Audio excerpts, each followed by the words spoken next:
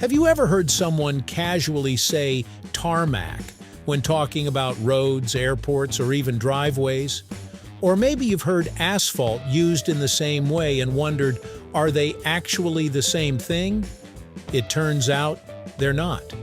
While the two are often used interchangeably in everyday conversation, especially in places like the UK, there are real differences in what they're made of, how they're used, and why one has mostly replaced the other. Today, we're breaking down exactly what separates tarmac from asphalt, and why that difference matters more than you might think, right here on History of Simple Things.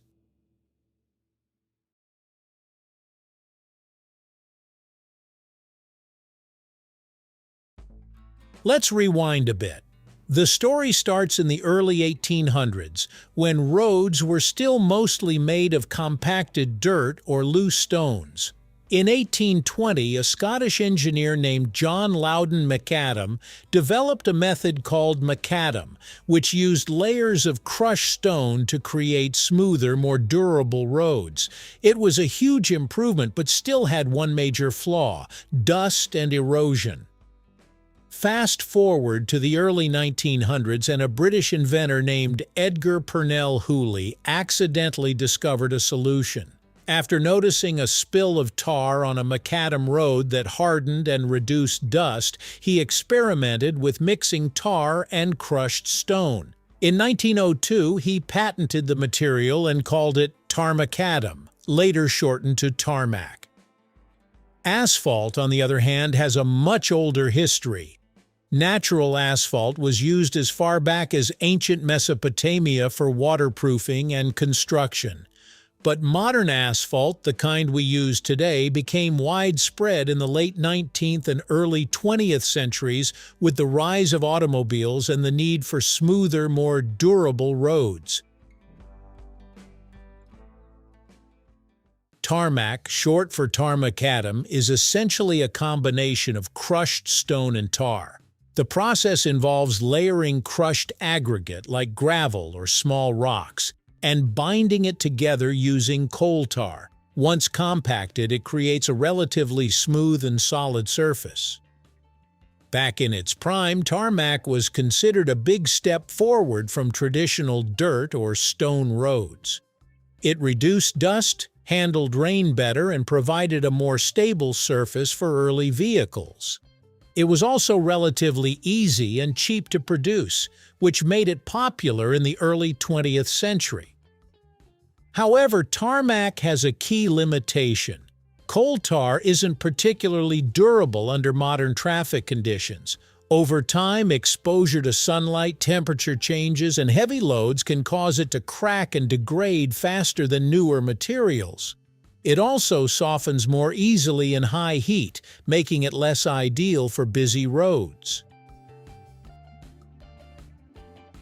Asphalt, in modern terms, is a mixture of aggregates like crushed stone, sand, and gravel, combined with bitumen, a sticky black substance derived from petroleum.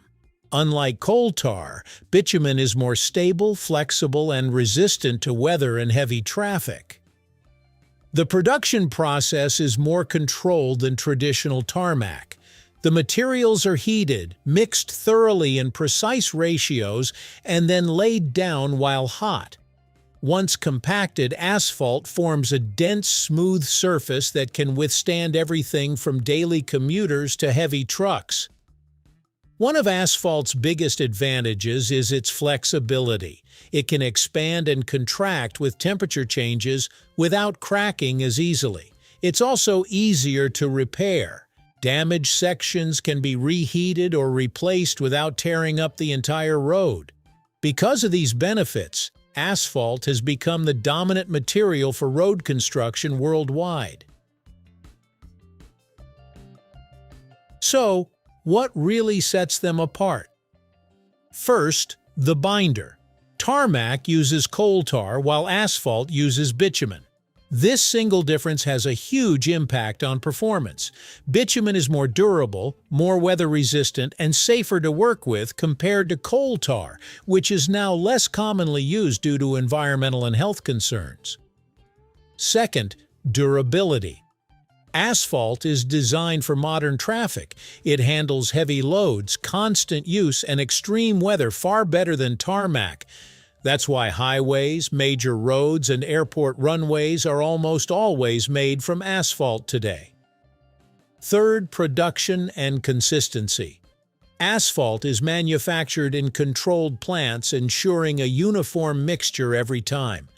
Tarmac, especially in its early days, was more variable in composition, which could lead to inconsistent performance. And finally, usage. True tarmac is rarely used in modern road construction. However, the word tarmac is still widely used, especially in aviation. When people refer to the tarmac at an airport, they're usually talking about asphalt or concrete surfaces, not actual tarmacadam. The confusion mostly comes down to language. In everyday speech, especially in the UK and some other countries, tarmac became a generic term for any paved surface. It's similar to how people say Hoover for vacuum cleaners or Xerox for photocopying. In reality, most of the roads and airport surfaces we see today are made of asphalt, not tarmac. But the older term stuck around even as the material itself faded out of use. Today, asphalt dominates road construction for a reason. It's strong, adaptable, cost-effective over time, and relatively easy to maintain. It can also be recycled, making it more environmentally friendly compared to older materials. Tarmac, in its original form, is largely obsolete. You might still find it in older roads or very specific applications, but it's no longer the standard. Advances in material science and engineering have simply made asphalt the better choice for most situations. That said, the legacy of tarmac lives on, not in the roads themselves, but in the language we use every day.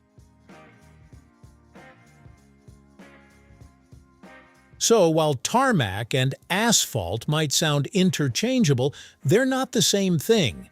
Tarmac is an older material made with coal tar and crushed stone, while asphalt is a modern, more durable mixture that uses bitumen. One paved the way for smoother roads in the early 1900s, and the other took over to meet the demands of today's world.